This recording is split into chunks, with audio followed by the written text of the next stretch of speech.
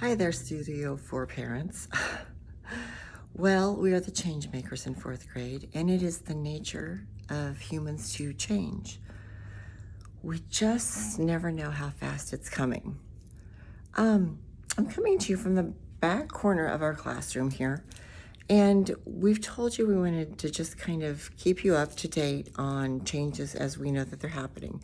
And we know a lot of you are trying to make decisions about still whether you go face-to-face or actually if you're going to keep them online.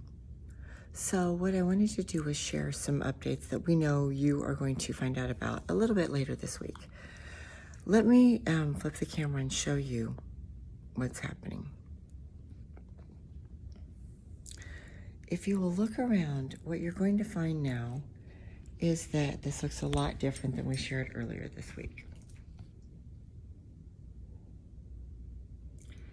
What I'd like you to notice, and Dr. Schmitz had to pry these desks out of my hands, and she and Mrs. Nadeau had to do this while I was not around, is that, and here's the marker, sorry, a little humor here, but this is a 6-foot marker, which happens to be approximately how tall I am.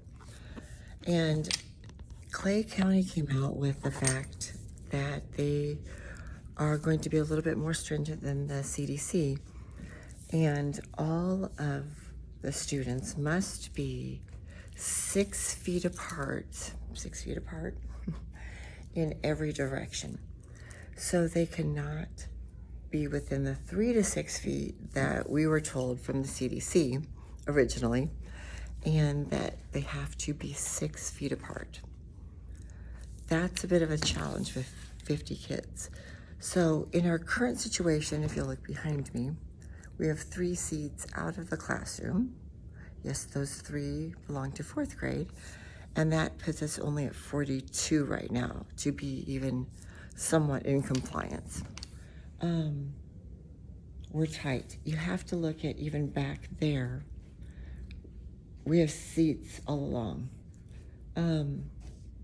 I mean, literally, everywhere we can get a seat in, we've done that. I don't know if you can see how far back we go. So we just wanted to make you aware of the situation and share some other guidelines that you're going to be made aware of with this new 6 feet ruling. When they arrive in the morning, they'll be given a bag for breakfast. They will bring it straight into the classroom. And we're actually considering having our students come in this door because it leads out to the side and they wouldn't have to go through the main hall and be exposed to all the other students. So they'll come in, they'll have a seat at their desk, and they will stay there. We're not sure yet about cubbies or mailboxes or anything because they're really not going to be getting out of their seats. So we'd like to encourage that they do have a pencil box, pencil case, or something like that that they could keep with them.